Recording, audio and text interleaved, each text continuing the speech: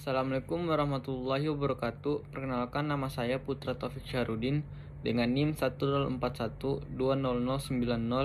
Kali ini saya akan mempresentasikan karya tulis ilmiah saya yang berjudul Manajemen Waktu bagi Mahasiswa. Yang pertama itu ada abstrak.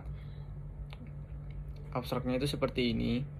Kemudian ada kata kunci, manajemen waktu mahasiswa. Kemudian ada kata pengantar. Kemudian bab 1 pendahuluan itu ada yang pertama itu latar belakang. Nah, zaman sekarang masih banyak mahasiswa yang belum mengerti dan belum tahu cara mengatur waktu dengan baik. Nah, karena inilah banyak mahasiswa yang sering bermasalah di bidang akademik maupun non-akademik. Seperti misalnya lupa akan tugas ataupun kegiatan yang akan diikuti. Marak terjadi kepada mahasiswa ini yang membuat mahasiswa tidak dapat menyelesaikan tugasnya dengan baik. Kemudian ada rumusan masalah. Rumusan masalahnya adalah bagaimana cara untuk memudahkan mahasiswa dalam mengatur waktu dalam berkuliah. Kemudian tujuan penelitian yaitu untuk membantu mahasiswa yang masih kesulitan dalam mengatur waktu ketika berkuliah, dan juga memberikan informasi bahwa manajemen waktu itu sangat bermanfaat bagi mahasiswa. Kemudian manfaat penelitian untuk membantu mahasiswa untuk dapat mengatur waktu dengan baik saat berkuliah, baik di akademik maupun non-akademik. Bab 2 pembahasan. Yang pertama itu saya menjelaskan tentang apa itu manajemen waktu. Kemudian tips manajemen waktu bagi mahasiswa. Nah, di sini ada 3 bagian penting dalam manajemen waktu, yaitu yang pertama itu prioritas. Setiap mahasiswa harus menentukan prioritas yang dia ingin utamakan. Misalnya seorang mahasiswa ingin memprioritaskan bidang akademik, maka ia akan lebih banyak fokus di akademik dan menjadikan kegiatan non-akademik sebagai aktivitas sampingan. Kemudian itu menunda-nunda tugas atau pekerjaan. Nah, agar tugas tidak menumpuk, mahasiswa diharuskan untuk tidak menunda pekerjaan. Biasanya karena terus menunda-nunda, pekerjaan yang akan dilakukan akan terlambat dikumpul. Alhasil akan mengganggu aktivitas lain seperti tidak dapat mengikuti organisasi yang ada di kampus maupun kegiatan lainnya. Kemudian yang ketiga itu membuat agenda. Nah, membuat agenda ini agar kita tidak lupa dengan aktivitas-aktivitas apa saja yang akan kita laksanakan. Bab 3 itu metode penelitian. Metode penelitian ini saya menggunakan kuesioner penelitian. Nah, kuesioner ini menggunakan Google Form kepada beberapa mahasiswa. Kemudian bab 4, hasil data dan pembahasan. Di sini saya mendapatkan 27 responden dari kuesioner yang saya buat. Yang pertama itu persentase tentang penting apa tidaknya manajemen waktu bagi mahasiswa. Yang mengatakan sangat penting itu terdapat 85,2%. Kemudian cukup penting itu 14,8%. Kemudian persentase tentang seberapa banyak yang sudah dapat mengatur waktu dengan baik ketika berkuliah. Nah, 59,3% yang mengatakan mungkin sudah mengatur waktu dengan baik. Kemudian 25,9% yang belum dapat mengatur waktu dengan baik. Kemudian 14,8% mengatakan sudah bisa mengatur waktu dengan baik. Kemudian ini adalah faktor-faktor penyebab sulitnya manajemen waktu bagi mahasiswa. Nah, di sini merupakan esai, itu pernyataan responden tentang faktor-faktor yang menyebabkan sulitnya manajemen waktu bagi mahasiswa. Kemudian ini tanggapan seberapa penting manajemen waktu bagi mahasiswa. Kemudian bab 5 penutup. Itu ada kesimpulan dari hasil penelitian ini bahwa masih banyak mahasiswa yang belum dapat manajemen waktu dengan baik. walaupun mereka tahu bahwa manajemen waktu itu sangat penting dalam perkuliahan yang mereka jalani. Dari data-data yang didapat, biasanya yang menyulitkan mahasiswa ketika ingin mengatur waktu dengan baik, seperti rasa malas yang muncul ketika ingin mengerjakan tugas. Kemudian saran. Yang paling penting adalah adanya kesadaran diri dari setiap mahasiswa agar dapat memanajemen waktu dengan baik. Kemudian bagi mahasiswa juga harus konsisten dalam menjalankan manajemen waktu agar dapat menerapkannya sampai lulus dari perkuliahan. Segitu saja hasil presentasi saya. Semoga karya tulis ilmiah yang saya buat ini bermanfaat. Wassalamualaikum warahmatullahi wabarakatuh. Assalamualaikum warahmatullahi wabarakatuh. Perkenalkan, saya Ezirga Umar Ahmad dengan NIM 104120100 dari Prodi Teknik Sipil Universitas Pertamina 2020. Di sini saya akan mempresentasikan karya tulis ilmiah saya yang berjudul Pengaruh Oktan Bahan Bakar Minyak atau BBM terhadap performa mesin kendaraan. Latar belakang, saya memilih tema ini dikarenakan dari pengalaman saya saat mengisi bensin pada motor saya. Banyak ojek online atau orang tua yang saat mengisi bensin pada motor tidak sesuai spesifikasi kendaraannya.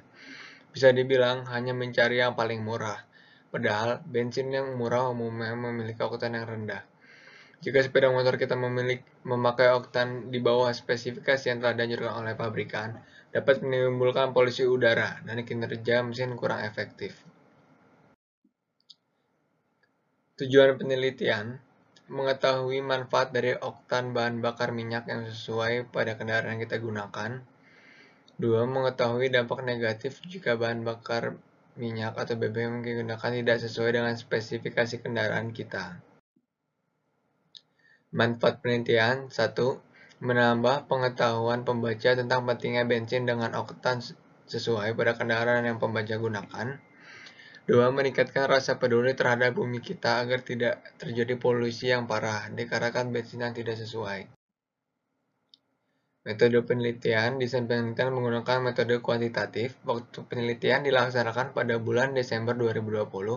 Penentuan subjek penelitian ini adalah masyarakat yang umumnya setiap harinya berkendara. Sumber data. Data didapatkan dari pengisian kuesioner, buku, artikel, dan jurnal. Teknik pengumpulan data dengan cara mengisi kuesioner yang telah saya berikan. Data. Kendaraan apa yang selalu Anda gunakan dalam bepergian? 20% responden menjawab 90% menggunakan sepeda motor dan 10% menggunakan mobil.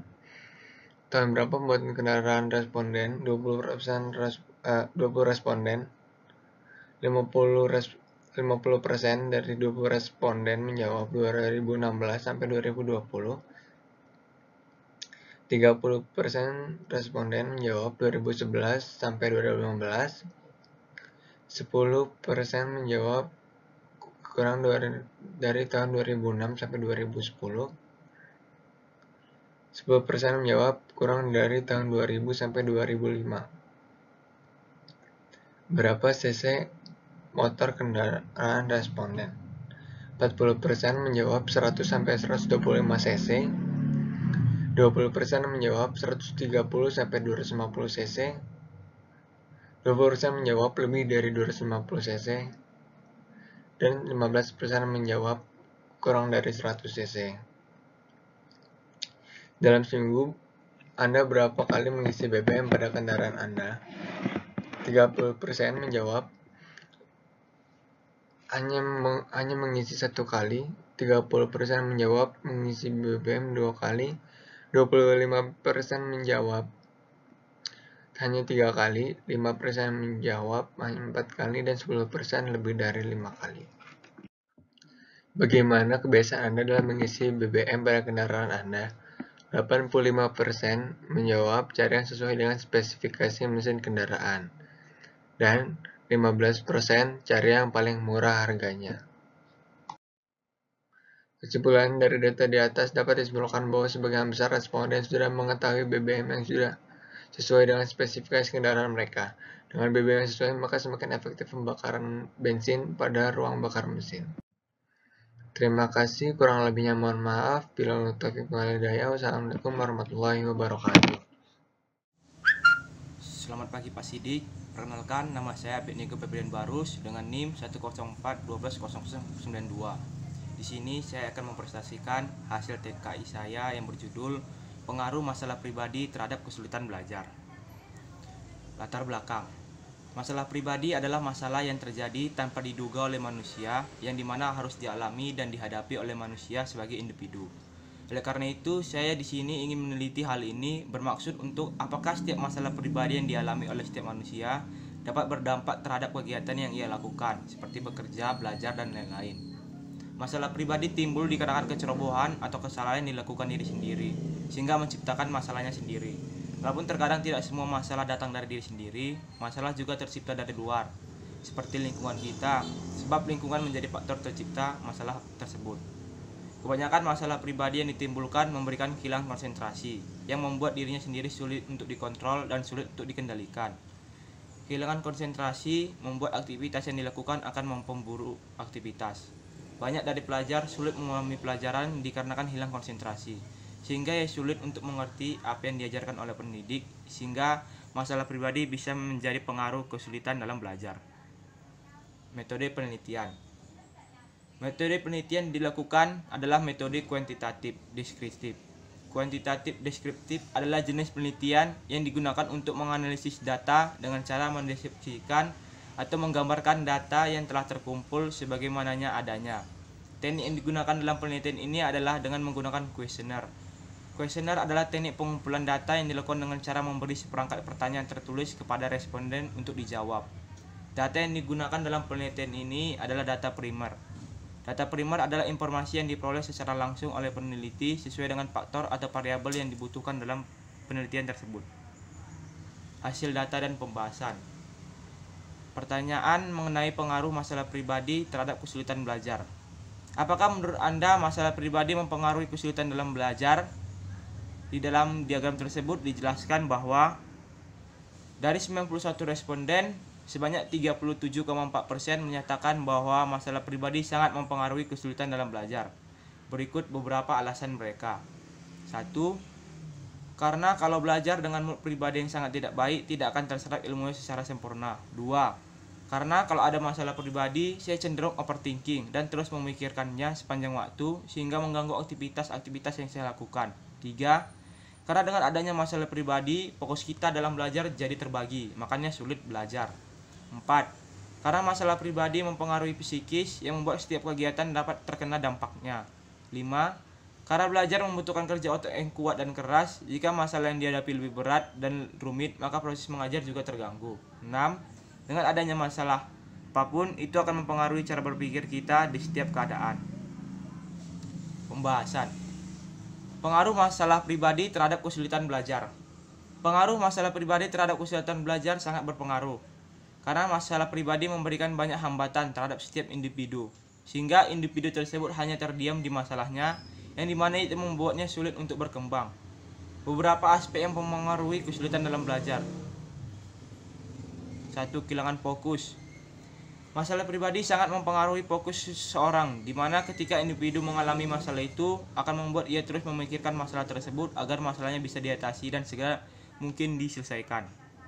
2. Kerusakan mental. Mental seseorang sangat dipengaruhi oleh pemikiran yang sehat, di mana jika seseorang memiliki pemikiran yang sehat, dia akan menciptakan mental yang kuat. 3. Kestabilan dalam beraktivitas. Semangat dalam beraktivitas sangat dipengaruhi oleh tekanan yang ia dapatkan dari dirinya sendiri. Sehingga semakin banyak tekanan yang ia dapatkan, maka itu akan mempengaruhi aktivitas yang ia lakukan, akan semakin buruk hasilnya, dikarenakan ia selalu berada dalam tekanan yang harus ia hadapi. Kesimpulan. Dari hasil penelitian ini bisa disimpulkan bahwa dampak masalah pribadi sangat mempengaruhi kesulitan dalam belajar, di mana masalah pribadi setiap individu memberikan hambatan-hambatan terhadap individu, mulai dari kehilangan fokus saat belajar, dapat merusak mental seseorang, juga mempengaruhi pola pikir seseorang. Masalah pribadi memang sangat berpengaruh terhadap proses belajar mengajar. Yang perlu kita perhatikan ketika ingin belajar, kita harus mempersiapkan diri serta pemikiran yang jernih agar setiap materi yang dipaparkan dan dijelaskan oleh pendidik bisa disampaikan dengan baik dan benar. Oleh karena itu, kita sebagai manusia harus bisa mengontrol dan menjaga pemikiran juga emosi kita agar setiap permasalahan tidak terganggu kegiatan yang kita lakukan. Saran: sebagai makhluk sosial, kita tidak bisa lepas dari yang namanya masalah pribadi. Oleh karena itu, kita harus bisa mengatur dan mengontrol emosi serta pemikiran yang kita agar permasalahan yang kita hadapi tidak memberikan dampak terhadap setiap kegiatan aktivitas yang akan kita lakukan, agar mengurangi kesalahan yang dipengaruhi oleh masalah pribadi kita sendiri. Mungkin hanya ini bisa saya sampaikan. Selamat siang, terima kasih. Salam semuanya. Perkenalkan, nama saya Yobran Putra Perdana dengan nomor NIM 1041200096 dari kelompok 10. Di sini saya akan mempresentasikan KTI saya dengan topik pemanfaatan kuota belajar oleh generasi milenial dalam era COVID-19. Latar belakang. Pada saat ini, pemerintah Indonesia memutuskan menerapkan kebijakan untuk meliburkan siswa dan mulai menerapkan metode belajar dengan sistem daring atau online. Kebijakan pemerintah ini mulai efektif diberlakukan di beberapa wilayah provinsi di Indonesia pada hari Senin 16 Maret 2020 lampau hingga saat ini, yang juga diikuti oleh wilayah-wilayah provinsi lainnya. Tetapi hal tersebut tidak berlaku bagi beberapa sekolah di tiap-tiap daerah. Sekolah-sekolah tersebut tidak siap dengan sistem pembelajaran daring, di mana membutuhkan media pembelajaran seperti handphone, laptop, atau komputer, terutama soal mengenai kuota belajar yang pastinya memakan biaya. Sehingga pada masa COVID-19 ini, pemerintah memberikan bantuan berupa kuota belajar, yang dimana kuota ini akan mempermudah dan meringankan para pelajar di masa ini untuk mengikuti pembelajaran online.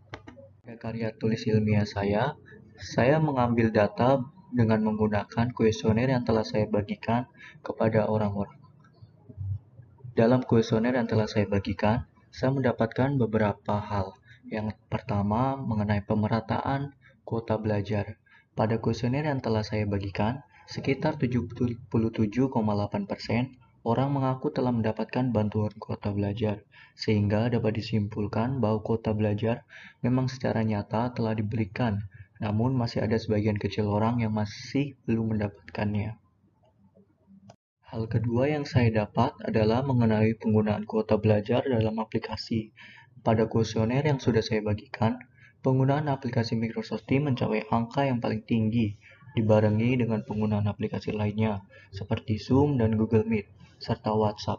Itu menandakan bahwa kuota belajar cukup tepat sasaran dalam membantu banyak pelajar dalam menempuh pembelajaran online. Hal ketiga yang saya dapat adalah mengenai pemenuhan kuota belajar. Dari survei yang saya buat, sekitar 66,7% orang mengatakan bahwa penggunaan kuota belajar mereka dirasa terkadang cukup, terkadang juga tidak cukup.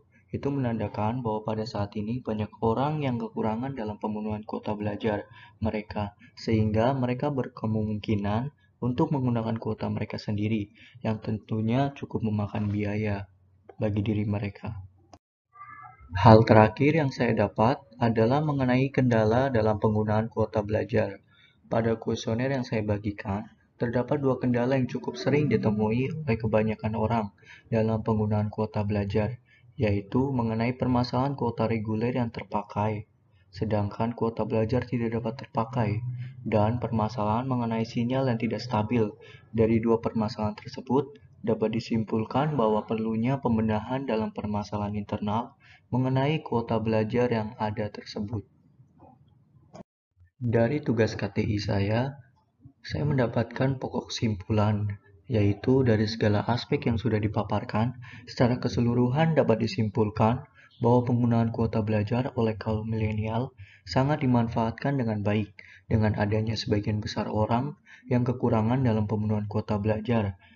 Dapat menandakan bahwa kuota belajar yang telah diberikan dipergunakan secara baik dan tidak terbuang secara percuma. Saran yang dapat saya berikan adalah adanya perbaikan secara internal kepada kuota belajar, mengingat masih adanya kendala dalam penggunaan kuota belajar dan penambahan kuantitas kuota belajar, sehingga para kaum milenial tidak perlu lagi membeli kuota tambahan, sehingga menekan biaya pengeluaran mereka di masa COVID-19 ini. Sekian dari saya, terima kasih. Assalamualaikum warahmatullahi wabarakatuh. Selamat pagi, nama saya Bayu Rafid Kurniawan dengan NIM 104 12 0099 dari Prodi Teknik Sipil Universitas Pertamina. Kali ini saya akan mempresentasikan karya tulis ilmiah saya yang berjudul Ketepatan dalam Pemilihan Pakaian Sehari-hari. Ketepatan dalam pemilihan pakaian sehari-hari. Pakaian adalah benda atau alat yang digunakan untuk menutupi atau melindungi tubuh kita dari segala ancaman bahaya. Salah satunya ancaman dari cuaca. Tanpa adanya pakaian, kita akan merasa kedinginan saat musim dingin dan merasa kepanasan saat musim panas atau kemarau. Bahkan bisa membuat kulit kita terbakar akibat sinar matahari. Selain itu, pakaian juga bisa melindungi tubuh kita yang tidak ingin terlihat oleh orang lain. Tujuan penelitian saya dalam membuat karya tulis ilmiah ini adalah mengetahui pentingnya etika dalam berpakaian, mengetahui karakter dan kepribadian orang dari cara berpakaian, dan mengetahui kepekaan orang dilihat dengan caranya berpakaian. Manfaat saya menulis penelitian ini adalah dapat menambah wawasan umum tentang pemilihan pakaian dan memberikan kesadaran akan pentingnya pemilihan pakaian yang sesuai. Dan juga menambah kesadaran pembaca akan pentingnya memilih pakaian yang sesuai. Dalam penelitian kali ini, saya akan melakukan proses pengambilan data, yaitu dengan membuat kuesioner. Ada pula alurnya seperti ini. Yang pertama, membuat kuesioner, lalu menyebarkan kuesioner ke media sosial, lalu mendapatkan data dari hasil kuesioner. Hasil data penelitian.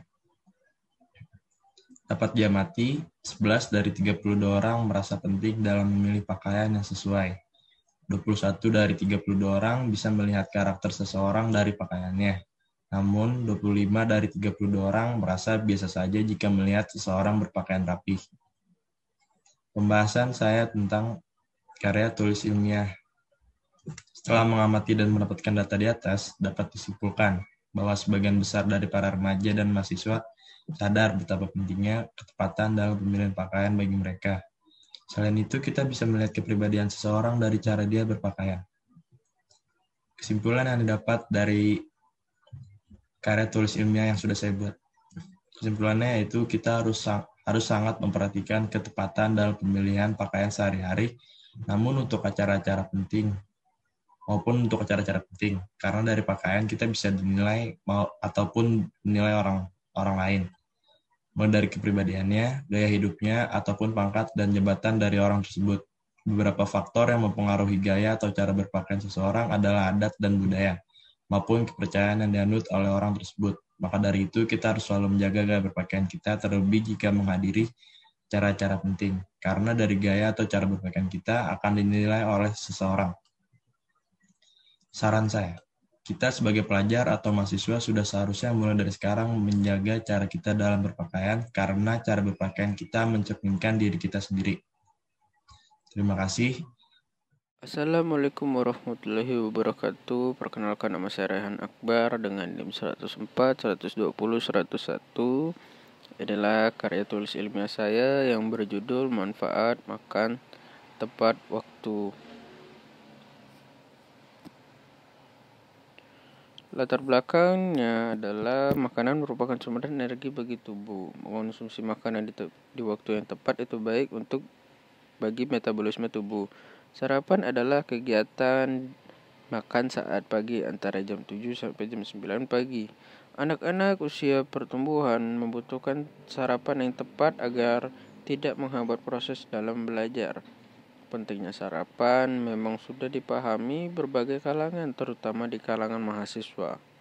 Akan tetapi, karena kurangnya disiplin dalam mengatur waktu, kegiatan sarapan sering diabaikan. Rumusan masalahnya adalah apa pengaruh dari makan tepat waktu terhadap aktivitas sehari-hari ini. Tujuannya, yang pertama, mengetahui dampak positif dan negatif dari makan tepat waktu. Lalu yang kedua, membuat komposisi makanan yang baik dan sehat bagi tubuh. Manfaatnya, Yang pertama adalah agar pembaca dapat mengetahui dampak positif maupun negatif dari makan tepat waktu. Yang kedua adalah memberikan sajian sarapan di kalangan anak sekolahan. Pengertian makan dan tepat waktu. Makan adalah kegiatan memasukkan makanan atau sesuatu ke dalam mulut untuk menyediakan nutrisi bagi manusia, hewan, dan makhluk hidup, serta energi untuk bergerak serta pertumbuhan, yaitu dengan memakan organisme. Berdasarkan jenis pola, makhluk karnivora memakan daging, makhluk herbivora memakan tanaman, sedangkan omnivora itu adalah makhluk yang memakan keduanya, yaitu memakan daging dan memakan tumbuh-tumbuhan. Lalu di sini adalah pengertian dari tepat waktu. Adalah suatu peristiwa di mana seseorang melakukan sesuatu sesuai dengan waktu yang telah direncanakan sebelumnya atau sesuai dengan agenda. Jadi seperti misalnya seseorang berencana untuk sarapan pagi yaitu pada jam 7 sampai jam 9 pagi. Maka pada keesokan harinya ia melakukan aktivitas makannya pada jam 7 dan sampai jam 9 pagi, dan itulah yang disebut dengan makan tepat waktu. Faktor-faktor penting kenapa seseorang harus makan tepat waktu. Yang pertama, mencegah terjadinya penyakit pada jantung, rendahnya angka risiko terjadinya diabetes, pencernaan menjadi baik, mengontrol kadar asam lambung yang ada di perut. Lalu di sini dampak dari makan tepat waktu dan tidak tepat waktu. Sisi positifnya menjadikan tubuh lebih stabil, dapat memperkuat sistem kekebalan tubuh, terhindar dari berbagai macam penyakit, memiliki stamina yang lebih, dan terakhir dapat berkonsentrasi lebih baik. Dampak negatifnya, berat badan dapat menyusut, terkena penyakit, metabolisme tubuh terganggu, gangguan kinerja pada otak, wajah terlihat pucat dan badan lemas, dan daya ingat pun dapat menurun. Kesimpulannya adalah makan tepat waktu memberikan respon baik bagi tubuh. Salah satunya adalah menjauhi berbagai penyakit. Hal ini dikarenakan apabila seseorang makan tepat waktu, maka organ yang berperan dalam proses pencernaan akan terjaga dengan baik. Penyakit yang akan menjauh akibat dampak makan tepat waktu diantaranya penyakit pada kondisi biologis tubuh seperti ma, gastritis, dan penyakit lainnya. Serta menjauhi tubuh dari penyakit yang kemungkinan dapat menyerang mental. Penyakit mental yang menyerang pada seseorang juga dapat disebabkan karena kebiasaan seseorang untuk makan tidak tepat waktu, sehingga seseorang tidak dapat berpikir secara baik dan yang berdampak terhadap mental dan kejiwaan. Saran saya adalah ada baiknya disiplinkan waktu agar dapat makan secara tepat waktu. Ada baiknya juga mengonsumsi makanan yang memiliki standar kesehatan. Kurangi waktu makan di waktu jam malam agar tubuh dapat beristirahat dengan baik, sehingga kesehatan organ pencernaan dapat terjaga dengan baik. Sekian dari saya, maaf apabila ada salah kata. Terima kasih. Wassalamualaikum warahmatullahi wabarakatuh.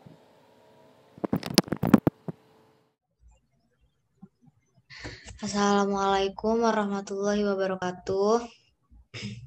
Saya Siti Utami Frida Rahman. Di sini saya akan mempresentasikan makalah ilmiah saya yang berjudul Jenis Gangguan Mental yang Sering Terjadi Tanpa Disadari. Latar belakang, kesehatan merupakan kondisi fisik, kesehatan fisik, mental, spiritual, maupun sosial. Kesehatan bukan hanya kesehatan fisik, kesehatan mental juga merupakan kesehatan yang harus kita jaga. Karena orang terkadang abai terhadap kesehatan mentalnya. Kesehatan mental sangat berpengaruh pada kualitas hidup seseorang, di mana kesehatan mental dapat menyebabkan seseorang melakukan hal yang tidak terkendali dalam dirinya, bahkan dapat melukai orang lain.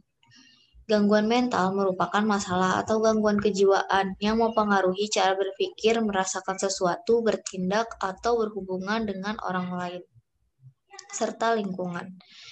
Orang yang terkena gangguan mental biasanya tidak menyadari bahwa ada dalam diri dan pikirannya Potensi seseorang melakukan percobaan bunuh diri berasal dari gangguan mental yang mempengaruhi pikiran mereka yang menganggap bahwa mereka tidak pantas untuk hidup dan mereka cenderung menyerah dan yang menyebabkan penderita gangguan mental melakukan hal tersebut. Gangguan mental berasal dari banyaknya tekanan yang dialami atau trauma di masa lalu yang menghantui pikiran mereka. Hal ini tentu saja dapat berdampak mempengaruhi dampak pada sosial. Masalah kesehatan mental merupakan suatu yang serius yang membutuhkan penanganan yang tepat dan cepat. Bagaimanapun Indonesia pernah menduduki peringkat tertinggi untuk negara dengan penderita gangguan mental terbanyak se-Asia Tenggara. Jika melihat hal penderita gangguan mental di Indonesia perlu penanganan yang lebih terkait gangguan mental, di mana sebagian besar penderita gangguan mental ini juga tidak menerima perawatan dan berpotensi mengalami ODGJ, orang dalam gangguan jiwa, yang dapat berujung pada kematian. Yang mengalami gangguan mental biasanya mereka berusia sekitar 17-40 tahun. Orang yang mengalami gangguan mental biasanya mereka merasa cemas dalam dirinya. Ada yang susah tidur, merasakan suatu hal-hal yang aneh dalam diri mereka, dan bahkan ada yang tidak menyadari apa yang mereka lakukan itu dapat melukai orang lain atau tidak. Gangguan mental bisa ditangani dengan cara melakukan terapi lanjutan. Selanjutnya,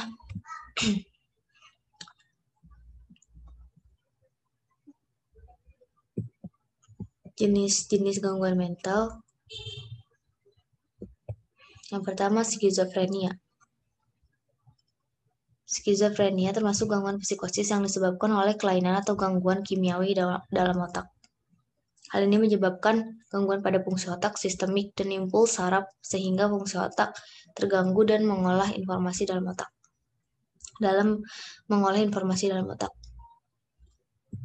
Yang kedua ada gangguan kecemasan berlebih. Perasaan cemas merupakan hal wajar apabila mereka merasa khawatir terhadap sesuatu. Cemas yang ditandai dengan meningkatnya denyut nadi, keluar keringat, gerakan-gerakan kecil tubuh, dan lainnya.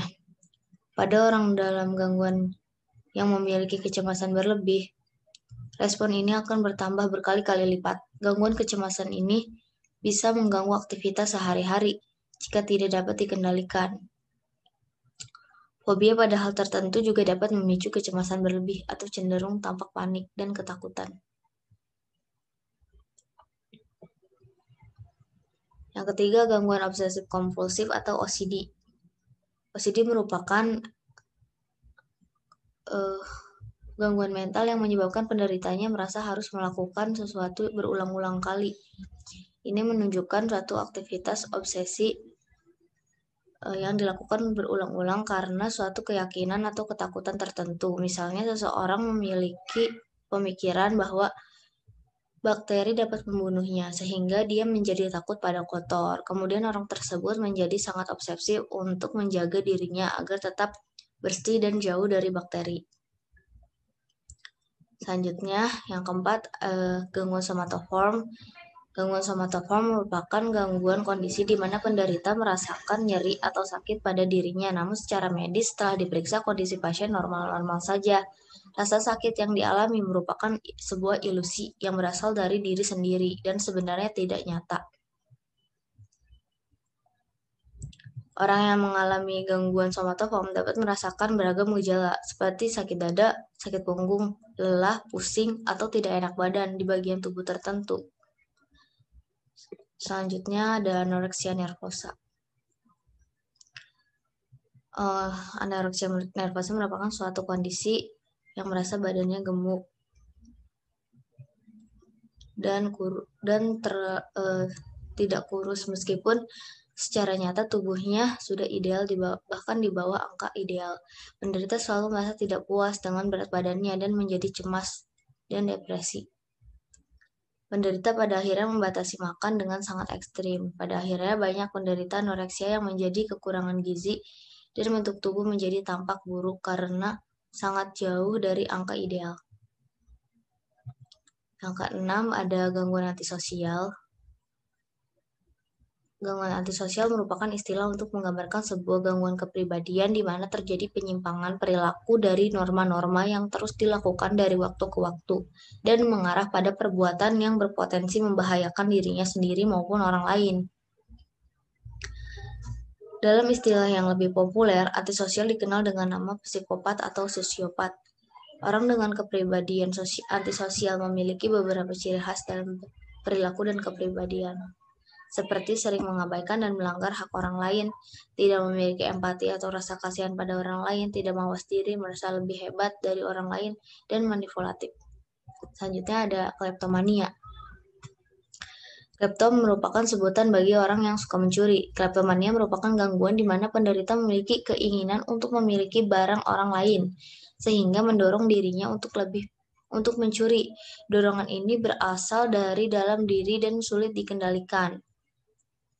Apapun bisa dicuri, tidak melihat apakah dia membutuhkan atau tidak, merasa puas setelah memiliki barang curian tersebut, dan dorongan mencuri timbul secara spontan, meskipun terbesit terasa bersalah setelah melakukannya. Namun, pada kondisi tertentu, seperti stres atau dorongan untuk mencuri akan muncul kembali. Selanjutnya adalah gangguan bipolar. Gangguan bipolar merupakan gangguan mood di mana terjadi masalah pada otak yang menimbulkan kondisi abnormal. Perubahan mood yang terjadi secara berubah-ubah, perubahan tingkat aktivitas, suasana hati juga bisa terjadi. Kondisi ini bisa memperburuk hubungan sosial, kegiatan sehari-hari, dan juga kehidupan selanjutnya. Yang ke-9 ada homoseksual. Homoseksual merupakan kelainan yang digunakan pada orang-orang yang memiliki ketertarikan personal emosional hingga seksual pada orang lain yang memiliki jenis kelamin yang sama dengan orang tersebut. Homoseksual juga sering disebut dengan gay. Pria yang memiliki kelainan homoseksual akan lebih senang menjalani aktivitas layaknya seperti wanita, seperti bersolek, selalu menjaga bentuk tubuh, gemar menonton acara TV yang disukai wanita, dan lain-lain. 10 ada gangguan mood. Gangguan mood merupakan gangguan pada suasana hati yang terus berubah-ubah. Perubahan suasana hati tersebut terjadi sangat drastis dan berasal dari dalam diri penderita menjadi orang yang sangat sensitif dan mudah tersinggung. Selanjutnya, gangguan kepribadian. Gangguan kepribadian adalah ciri yang bersifat fleksibel dan maladaptif yang menyebabkan disfungsi yang bermakna dan penderitaan subjektif.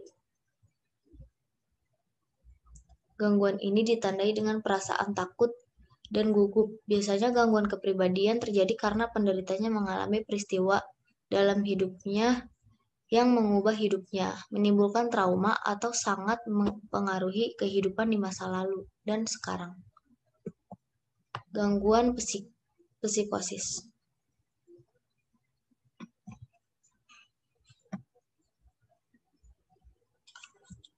Gangguan psikosis adalah yang ditandai oleh gangguan menilai realitas. Psikosis merupakan gangguan jiwa yang prevalensinya cukup kecil jika dibandingkan gangguan jiwa lainnya, tetapi mempunyai beban penyakit yang lumayan tinggi berdasarkan riset kesehatan dasar 2018.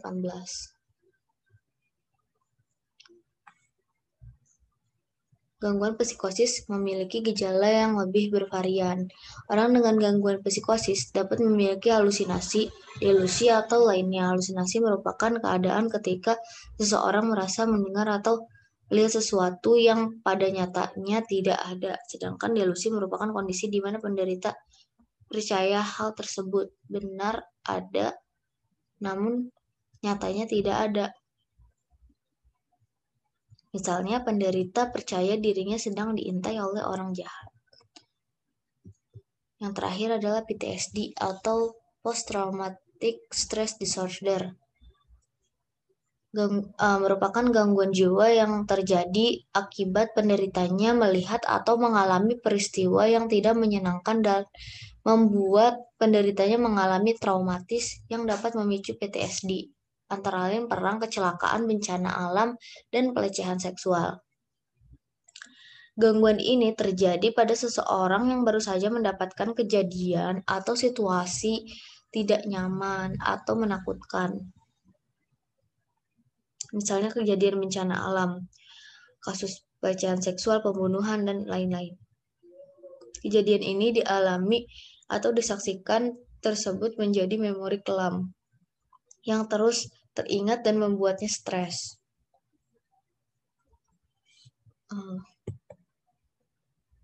Yang ke-15 ada enosimania. Enosimania merupakan gangguan di mana seseorang memiliki ketakutan pada pendapat orang lain, kritik, atau komen tentang dirinya sendiri.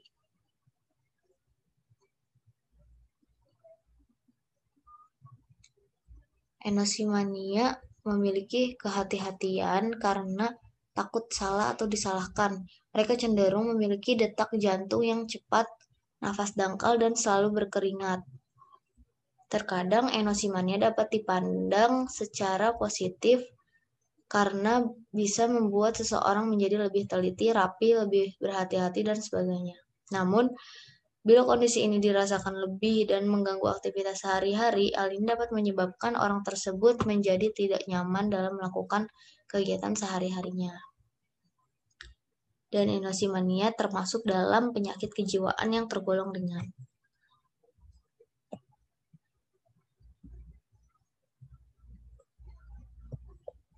Upaya dan penanganan gangguan mental bisa dilakukan dengan meminum obat dan pengobatan, serta psikoterapi. Kurang lebihnya udah. Mungkin cukup sekian dari saya. Kurang lebihnya mohon maaf. Wassalamualaikum warahmatullahi wabarakatuh.